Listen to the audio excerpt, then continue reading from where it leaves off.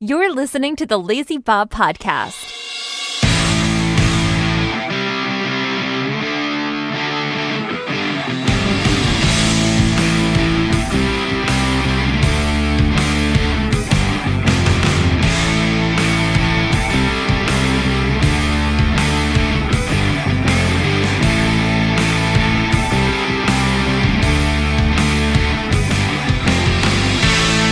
Well, hello everyone, and welcome to the Lazy Bob Podcast. Back once again in podcast land. Yes, that's my new thing now. I'm going to keep doing it. I am the man, the myth, the legend, in my own mind, the one, the only Lazy Bob. How is everyone doing? Yeah. Lazy Bob on Twitter, The Bob is Lazy on Instagram. Thank you so much once again for joining me on just another one of my random tirades about my life and everything within it. We're going to have fun. We're going to have fun. We're going to have fun. So much fun. So I guess here at the top, we're going to get into things at the home front here. Biggest news, I guess, is that one of my productions is now on Amazon Prime Video. Hell yeah. We released a DVD for sale at the Russell America shows, the best of 2021. Just a little DVD for all the people that like collecting stuff. Because wrestling, for whatever reason, is pretty big into physical media. So I decided to release a DVD of what I consider to be the best matches from 2021. Sold a few at the shows. And then the idea was pitched to try to put it on Amazon Prime because we were getting ready to do the big Continental Fan Fest show. And there was no plans of releasing that footage for free anywhere. But we knew we were going to make a DVD of it. But we knew that we wouldn't be able, because it costs way too much, that we would only be able to sell the DVDs at the live shows for the people that really wanted a DVD of it. So we wanted to see about getting it on Amazon Prime. And I started going through the steps. I filled out everything with Amazon Prime. Started communicating with them on what was needed. And it costs a lot of money to get this test video up. Because everything on Amazon Prime, they have subtitles. What the hell was that? They require subtitles. So I had to, initially, because on YouTube, they auto-generate subtitles. They try to auto-generate subtitles. And I guess because it's a wrestling show and there's a lot of background noise, it couldn't really accurately, or at least even remotely close, figure out what we were saying, again, because of all the background noise. So Amazon rejected that. They said, no, that's not good enough. So I went and I paid for a service to do it. And I had to, this is some inside baseball here, a 2-hour video costs roughly $200 to get subtitled. And whoever did the subtitling, because I submitted a request through an agency and they found an independent person to do it. Whoever did it, I would like to give them kudos. And if we ever recoup enough to make up for that purchase, I would like to tip him if I could, because he went above and beyond, whoever did it. And I'm saying he because it's fluid. Or I'll just say they. They made the extra effort to identify all the voices and put their names to them whenever someone new was talking. So they went out of their way to figure out that it was me talking, that it was Ryan talking, if there was a promo in the ring, that it was whoever that person was. They got the spelling of names right. Like, you know, some of these wrestlers, their names are tough. And unless you're familiar with the scene, you don't know them enough to be able to spell those names right. So they went out of their way to research what we were putting on to make sure that everything was right. So kudos to them, and I will be going to them for the FanFest DVDs. Well, I mean, not the DVDs, but I will be going to them to do the closed captioning for FanFest, so we can get that on Amazon Prime. So WrestleMania Best of 2021 is available on Amazon Prime for rent and purchase. But again, don't feel obligated to purchase it, because all of the matches that are contained within, you can kind of comb through the free shows on YouTube to find those matches. But if you would like to just have those matches in one compressed, one source, it's available there on Amazon Prime. But the FanFest show, when it gets posted, that will be the only way, unless you go to a live show and buy a DVD, that would be the only way that you could see FanFest is through Amazon Prime. I'm hoping that FanFest isn't as long as a turnaround, because we've been working on this with Amazon for 3 months to get this going. So it took 3 months to get that video up. So we're hoping that once we get the closed captioning done for FanFest, we're probably going to submit that either this week or next week for them to start working on that. I'm hoping that it's not a 3-month turnaround. Pretty much once you get the first one in, it should be like a month, from what I understand. Because once you submit it and there's no issues, they estimate it takes about a month. So fingers crossed. We'll hope for that. So that was great news here on our front. All American Bash is up on YouTube. Go to YouTube.com/WrestleAmerica, and you can watch All American Bash. And there's also a bonus match that's separate from All American Bash. So you can give that a watch too. Be sure to subscribe, turn those notifications on. Got that out a week late, but if you've been listening to the podcast the last couple of weeks, you understand why it was late. I teased that we were trying to figure out a way for me to get back up to New York. I will be going back up to New Jersey in October, but the exact plans for everything that I'll be doing is still up in the air. They're still figuring it all out. And get straight into the wrestling. We're going to get straight into the wrestling part of things. And it's a big week for wrestling. There's going to be 20 plus hours of wrestling this week. And it's not including Impact and whatever MLW's got going on, or whatever your regional promotion has going on.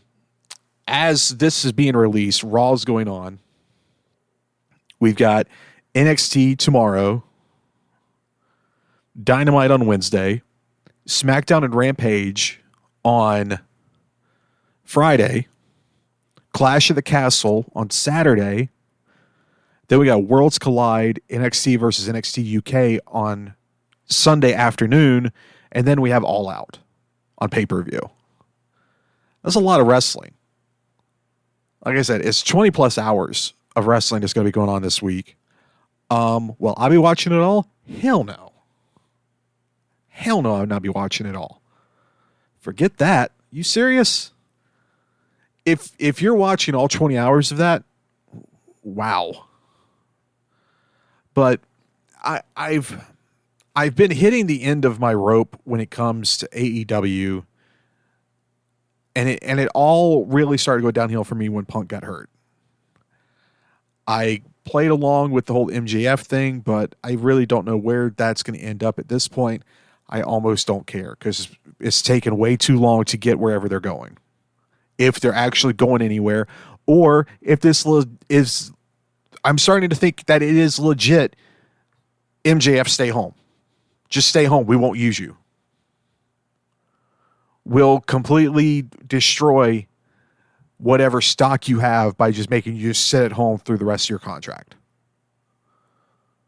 I'm seriously beginning to think that may be it. That him not showing up at those signings was legit. Him getting heat on himself because he was mad.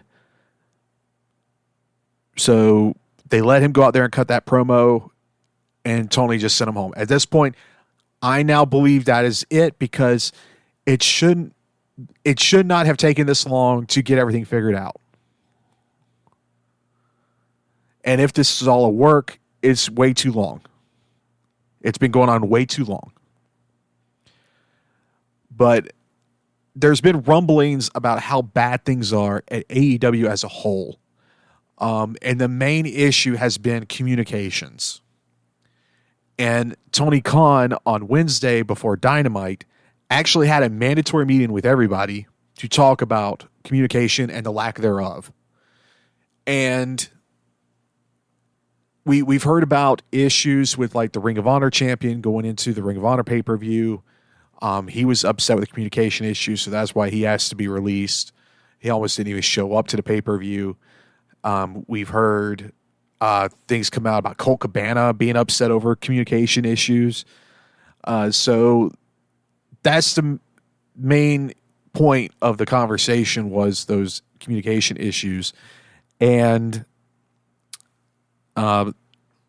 Kenny Omega, who's back, yay, and the Young Bucks offered our doors are always open. If you need to talk, our doors are always open. If I worked at AEW and I had an issue, and my only option to speak about that issue and to address that issue was to go to Omega and the Young Bucks, here's my 2 weeks. We ain't talking about it. I ain't talking about it with you. I want to talk about this with a real executive, and if I can't talk to it with a real executive, I don't want to be here. If I can't talk to someone that has the slightest idea of what the hell they're doing, and even Tony Khan doesn't even know what the hell he's doing, say whatever you want about WWE, and there's been a lot of people to say a lot about WWE in the last couple of years. At least the people at the top know how to run a wrestling business. Because despite the lackluster product from WWE, they've been profitable. They've been making money. They've been getting ratings. AEW has been spending money hand over fist and has been bleeding viewership since day one. Yeah, there's little peaks here and there, but it's nowhere near the level of WWE.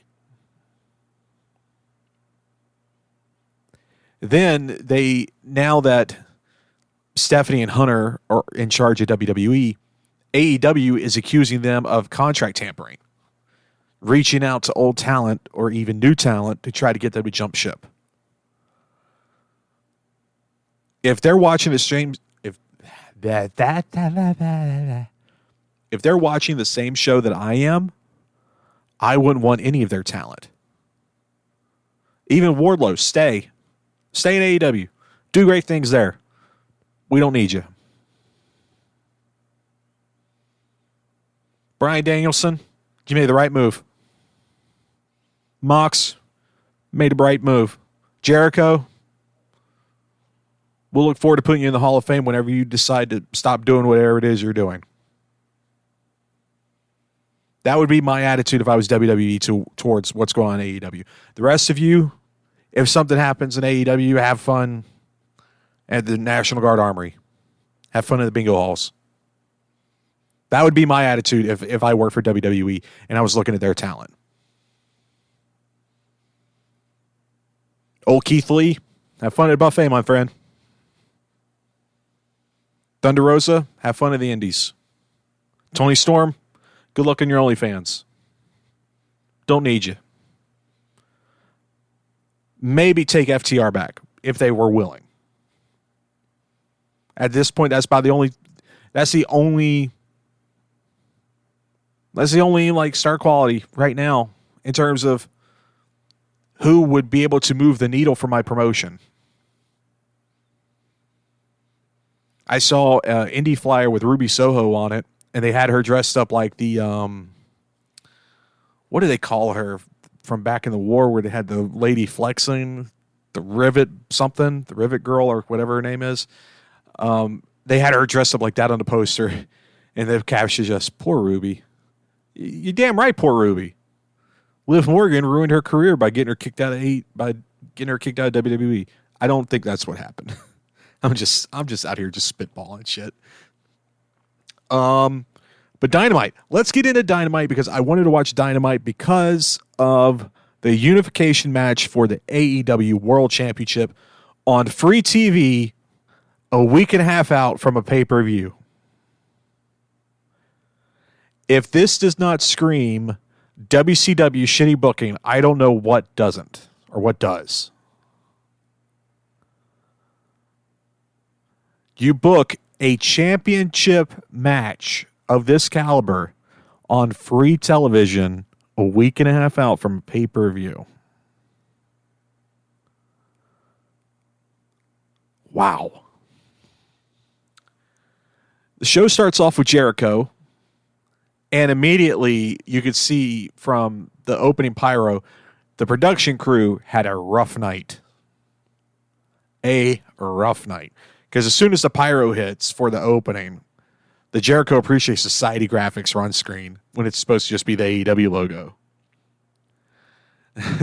So Jericho comes out and basically calls out Daniel Garcia, asking him to apologize. Daniel Garcia last week had a 2 out of 3 falls match with Bryan Danielson that lasted 30 minutes. And at the end of the match, Jericho comes out and I guess beat up Danielson. I didn't watch it because I don't watch Daniel Garcia matches. Sorry. He overstayed his welcome with me during that time with 2.0 when he first came in. He overstayed his welcome at that point with me. So then Garcia gets the microphone and starts yelling at Jericho for ruining his moment with Bryan Danielson. Bryan Danielson comes out, is basically like, hey, you know, your mentor's just, he's bullying you into apologizing. And Jericho is trying to tell him, you're a sports entertainer. And the crowd is chanting, you're a wrestler. Is this how far we've fallen? Is this how far we've fallen as an industry? This is where we're at, everybody. Everybody that's in the business, everyone I work with, this is where we are now. This is where we are now. You have a building full of people that don't understand that they are the worst part of this business right now.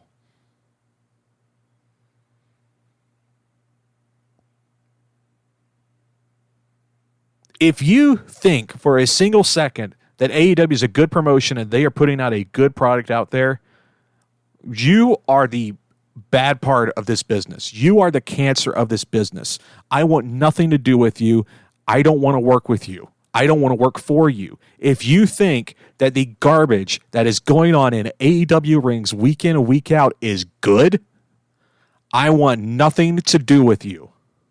If you're one of the marks that go out there chanting, this is awesome every 5 minutes, I want nothing to do with you.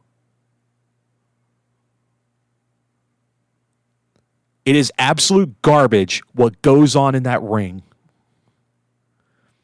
And you have fans out there thinking that they're so cute chanting, you're a wrestler. And the entire time, Bryan Danielson is out there giggling his ass off like a little schoolgirl. Wow, how the mighty have fallen.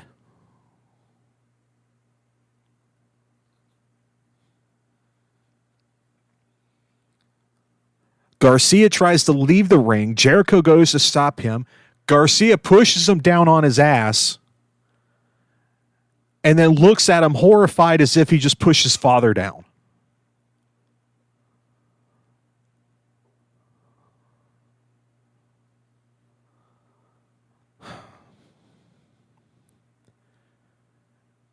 Then we had Jay Lethal versus Dax Hardwood. Decent TV match. Didn't really pay too much attention because I was still processing that promo that I saw.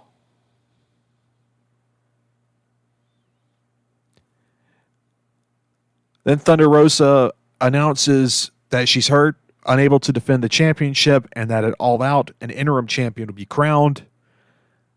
Why, oh why, do we need an interim champion in pro wrestling? Can someone please explain this to me? What was wrong with, I can't fulfill my contractual duties, I have to surrender the title? What was wrong with that? Oh, I know, nothing. Nothing was wrong with that premise. Absolutely nothing. Because you could use that as a booking tool. You get a chicken shit heel that's a champion, they haven't defended it in 30-something days. You can have march someone out there and go like, well, it's been 30 days, you haven't defended it, so if you're refusing to defend it now, I'm going to strip you of it.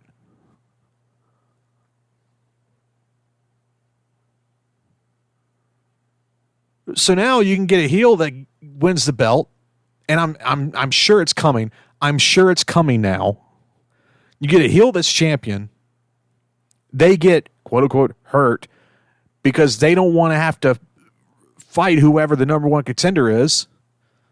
So they just come out week after week sitting on the sideline with a belt over their shoulder while the interim championship gets decided. Ew. Just no. Get rid of it. We don't need it.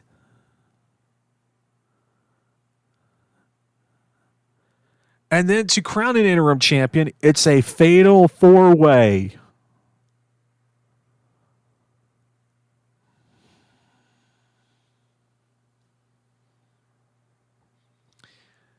Then we have Colton Gunn, one of Billy Gunn's sons, who's out there with his brother, going on one-on-one against Billy Gunn because apparently the Gunn boys turned on their father last week. Billy comes out with the Acclaimed. We get a decent rap this time from the Acclaimed. If you've never listened to one of the raps by the Acclaimed, do yourself a favor and go listen to one. One even got him suspended for a week. They do this thing where they scissor. They just like hold out their peace sign, their two fingers, and he just goes, "Scissor me, daddy-o." And Billy Gunn takes out his two fingers, and they just with their fingers. To those that thought crotch chopping and doing the too sweet was childish, the Acclaimed basically is just showing the world, here, hold our beer. We're going to take it up a notch. Because we're not going to chop our crotches. What is wrong with me today? We're not going to chop our crotches. We're not going to do too sweet. We're going to get on a microphone and scream, "Scissor me, daddy-o."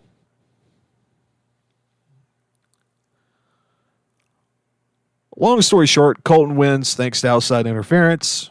Then Swerve in Our Glory, that's a tag name, made a save. Britt Baker comes out, has a match. Didn't watch it. Then a backstage promo, Swerve in Our Glory. Again, that's a tag name. Offers the Acclaimed a match it all out. During the Acclaimed accepting it, you could clearly see a production guy wrapping them up to make sure they hit the top of the hour on time. What a promotion this is. Then it's time for Mox and Punk. And the commentators immediately ruined it. Immediately ruined it.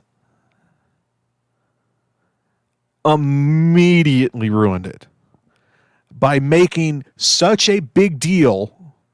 I mean, they could not say it enough. They brought it up so many times that TBS is giving them all the time they need to make sure that they get this match in.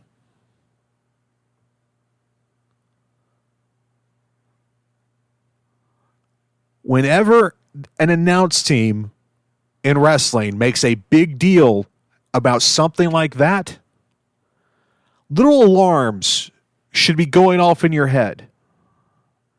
Little alarms should be going off in your head. This is a red herring.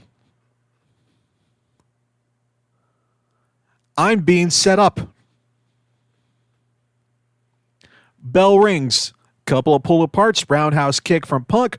Boom. Goes down, grabbing his pivot foot. Moxley hits 2 finishes. Over.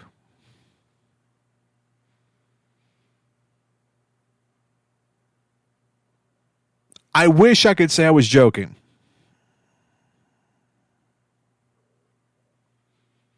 But I turned my TV off at that point. They help Pump to the... Pump. Big bad booty daddy. Holla if you hear me. No, they help Punk to the back, and he gives that slow over the shoulder look to the crowd like, oh, I can't believe it happened. There's 2 theories on what's going on. One theory is that he came back too soon, so they're going to do a rematch at All Out.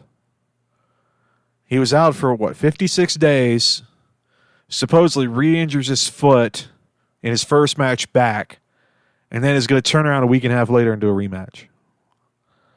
I know.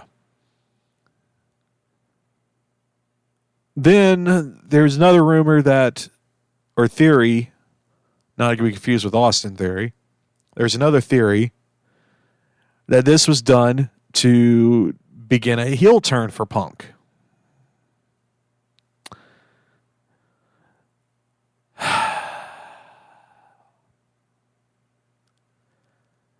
I honestly don't care what this is supposed to lead into. This was shit. It was absolute shit. And people, don't get mad at me for cursing. This is marked as explicit. So don't get mad at me for cursing.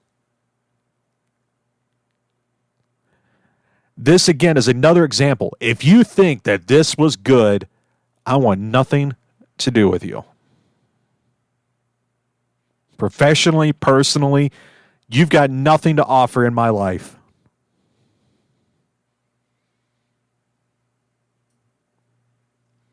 It is going to take one hell of a Hail Mary to make this make sense. And I have zero, I mean absolute, no confidence that anyone, including Punk at AEW, could turn this around and make this mean something positive.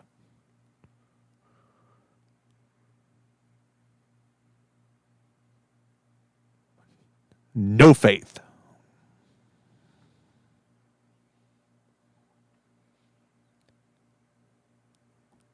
So you got All Out this Sunday. Here's the card. There's a casino ladder match for what? Who knows? It's just I'm guessing it's a number one contendership for one of their 30 titles they got right now. I'm assuming that's what it is. Then you got Starks versus Hobbs. Okay. Swerve in Our Glory. Again, that's a tag name. Versus the Acclaimed. Then a trios match. And it's not the only one. A trios match of Jay Lethal and the Motor City Machine Guns. They're still a thing. Versus Wardlow and FTR. Okay. Jungle Boy versus Christian Cage. Don't expect a lot out of this because I'm sure something screwy is going to happen.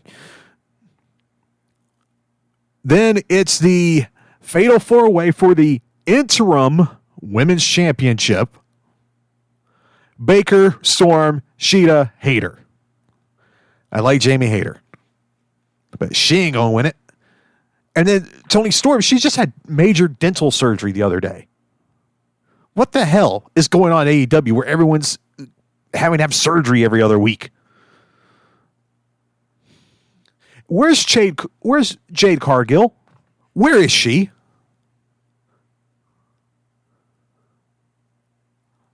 Where is she? Are they hiding her on Rampage or something?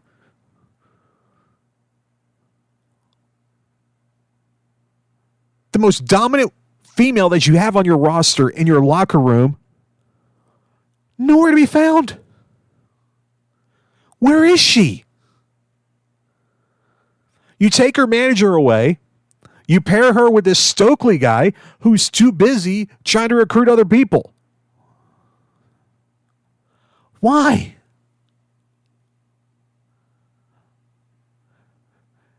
Then you have the finals of the Trios tournament to crown the first ever AEW Trios champions. Holy Jesus Christ. You have Ospreay and two other just random guys that, unless you are a super wrestling nerd that watches every second of everything ever produced, you have no idea who these two random douchebags are. Versus the Young Bucks and Kenny O'Fucking-Mega. Ugh.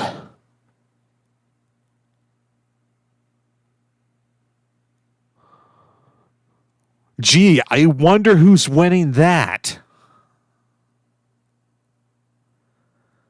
Then the main event, as it is right now, because who knows, they may announce 5 other freaking matches on Dynamite Wednesday night. Bryan Danielson versus Chris Jericho. 1-on-1 singles match. No stipulations, nothing special about it. They're just going to have a basic TV match. I wouldn't be shocked if the finals of the trio tournament goes on last. It wouldn't shock me a bit.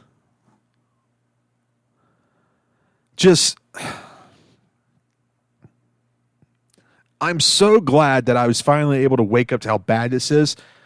And now I just saved a bunch of money. They fixed their VPN. Fight TV finally fixed their VPN glitch.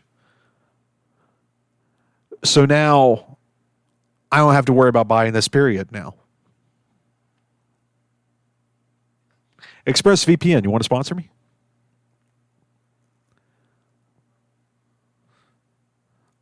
Just some quick WWE news. Plans for them to go to TV 14. That ain't happening. Didn't think it would. So it's not happening. Apparently there was a Vince McMahon documentary that was being produced for Netflix. When everything started breaking, they were like, well, that ain't happening anymore. But apparently they're saying that's not true, that they are still working on it. And everyone at WWE is still being very approachable in this project and is helping out in producing it. So not sure when we're going to see that, but hopefully soon. Netflix is like really big in the docs here recently. And Jeff Jarrett is out as being over live events. Road Dogg is in. Triple H, putting his team together. And Netflix and your documentaries, man. I watched the Manti Te'o one with the fake girlfriend. So you're supposedly in a 3-year relationship with this girl. You never meet her. You only talk to her on the phone, but primarily text. And when she dies the same day as your grandmother.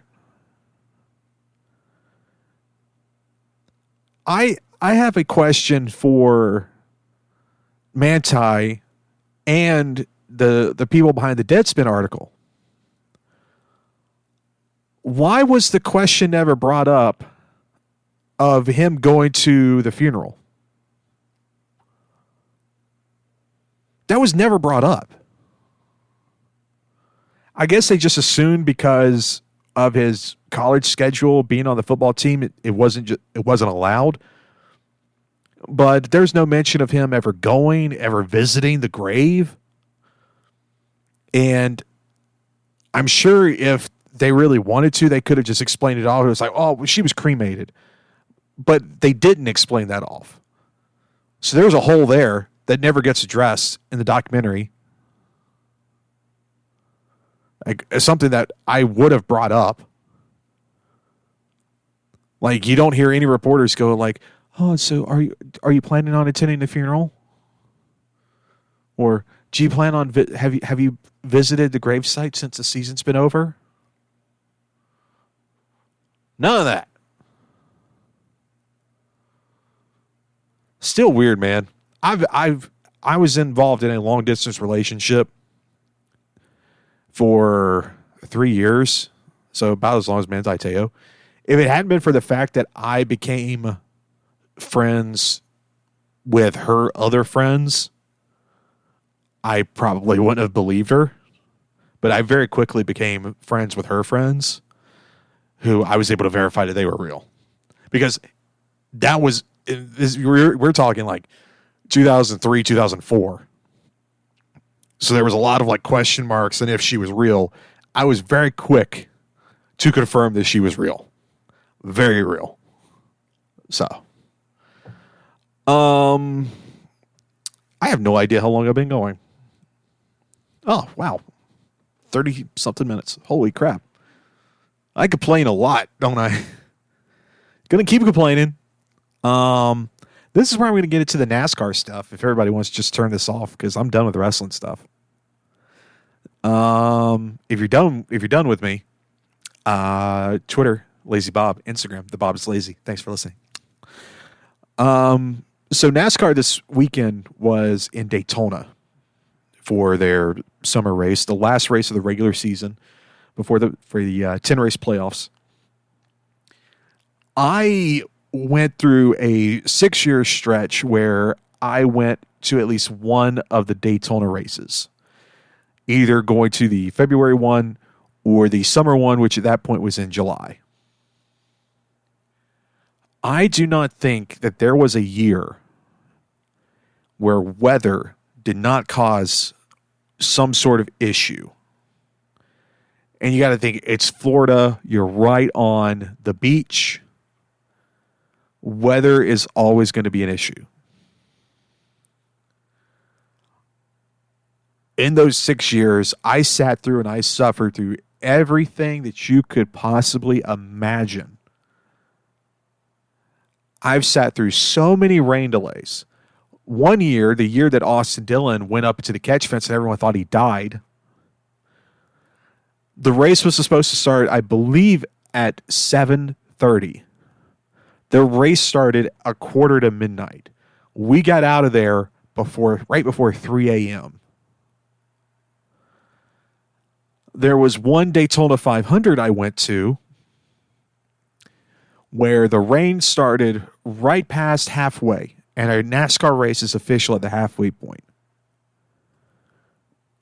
So if they can't get the race restarted past the halfway point, they call it official and the race is over. Almost immediately when it started raining, they pulled the cars down pit road, and they may have thought about it for 2 minutes. Oh, well, it's raining. We're halfway. It's over. Also, they could show the new episode of The Simpsons on time. Really? Oh, don't forget, I was there for the pothole race. The race where the hole came in on the track. That was a fun delay. 2 of them to be exact. I remember listening on the radio and listening to a bunch of drivers say, hey, just put a cone in it and we'll just drive around it. Yeah, that would have been a good look. Would have been a great look for NASCAR. So they were in Daytona this week, and rain played a factor. It played a factor in the Xfinity race. It was supposed to be Friday. It still raced on Friday. But God, that race ended at what, like almost 2 a.m.? Because it got pushed so far back and there were so many cautions. There were so many wrecks. There was no cars left. Well, I say there was no cars left. The Cup Series, again, here, hold my beer. Cup Series was supposed to race Saturday. Green flag was supposed to be, I believe, 7:15. And most people that have been around the sport long enough knew that they were not going to race Saturday night, that it just wasn't going to happen. But NASCAR has always loved making people wait. They love making people just sit there and hold their damn breath. They love making people just sit there and eat and drink as much as possible from the concession stands. And I guess around 8:30, word came in that they were running low on things, so they were like, okay, race cancel, go home. They waited an hour past green flag, past when the green flag was supposed to drop. But every time I've been there, we're sitting there 3-4 hours waiting for a window so that they can at least start it. What the hell? How come this time around, So the race the race actually starts at 10:05 a.m. on a Sunday. Don't these people know a Grand Prix is going on? Don't these people know that F1 is back from their summer break? Why are you going to start a race as F1 is nearing the finish of theirs? Luckily for NASCAR, Max Verstappen was dominating that damn race. He got out to like a 20-second lead and just started coasting. I would have too. But between all of the cautions and yet another rainstorm, okay, with like 25 laps to go, everyone goes off into turn one and the entire field just starts sliding sideways and wrecking. I immediately said, oh, look, it's raining. That's why they all wrecked. It took Dale Jr. and Jeff Burton 3 or 4 replays. Again, I called it when it happened live. It took them 3 or 4 replays to figure out, oh, it must be raining.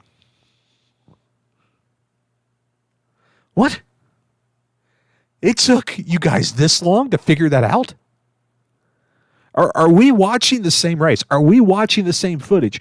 Are you watching the same thing on your monitor that I am watching at home? It took them that long to figure it out.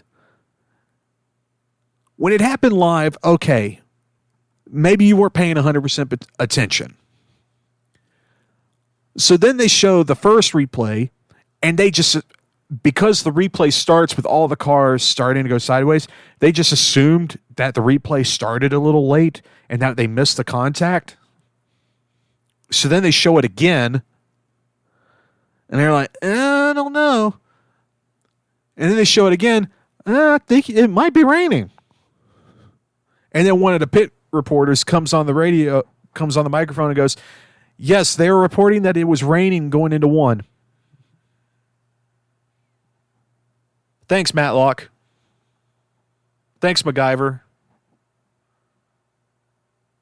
Thanks, Magnum PI. Thanks, Veronica Mars. Thank you for that amazing insight.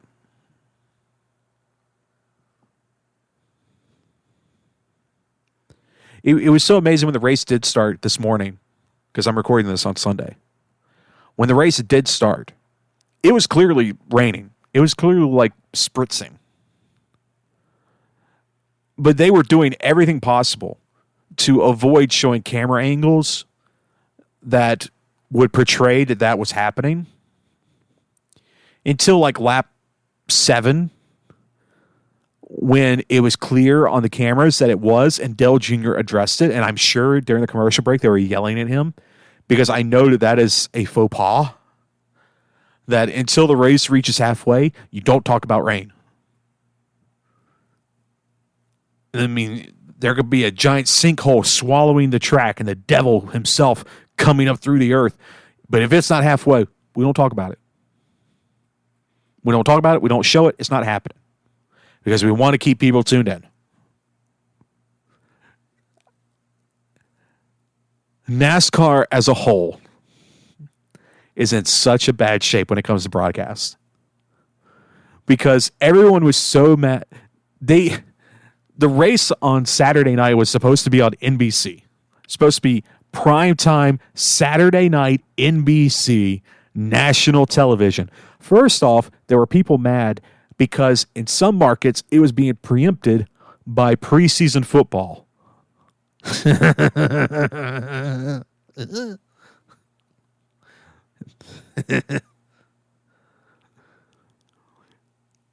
I got to back up even further. Coverage was supposed to start at 7, but because it was raining, they knew that they weren't going to be able to go live. Golf, which had already been on, was in sort of a holding pattern because of weather. So they decided to give golf an extra 30 minutes in case the weather broke up and they got back to playing. And then it was basically going to be, well, we'll stick with golf until NASCAR's ready to start. People lost their freaking minds. Twitter blew up. Get this golf off my TV. I want to see my NASCAR. I want to see my NASCAR. I didn't want to see golf. There's nothing. If they go to Daytona, there's nothing to see but rain. At least with this, you got something to watch. Even though they themselves were showing like old golf footage. They were showing like golf footage from 2018. But NASCAR fans are screwy, man. So when they announced that, okay, the race is happening Sunday, it was like, cool, so it's going to be on NBC, right? Nope, can't do that. Why not? Meet the press. All right. So it's going to be on USA. Nope, can't do that. Why not? Premier League. Well, you got rid of NBC Sports Network. Yep, because it was bleeding money. So where's the race going to be? CNBC. Fuck. Collectively, the entire country is scrolling through their program guide. Where the hell is CNBC? Oh, shit, it's all the way down here next to QVC. Who watches that anymore with the internet? NASCAR people on Twitter is fun.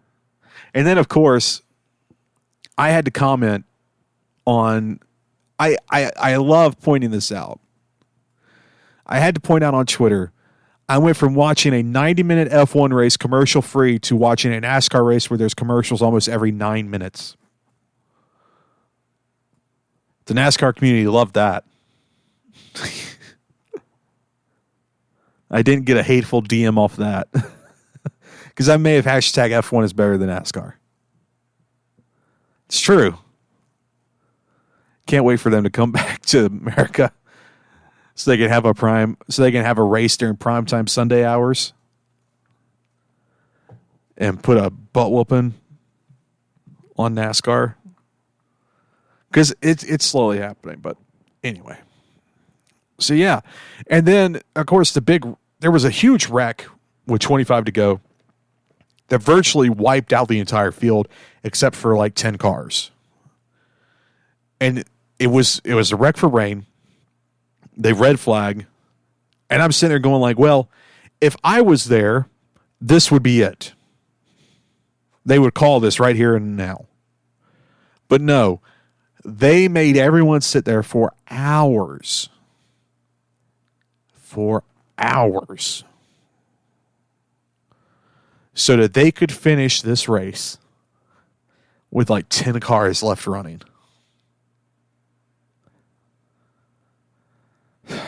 Man, NASCAR, man. Like I said, they told the Xfinity Series to hold their beer. Xfinity Series held it because Cup really showed them up on how to wreck a lot of cars. But now I can be done with NASCAR until they go to Talladega because the rest of these races suck. All right, that's going to end this week. This is a cheery episode, ain't it?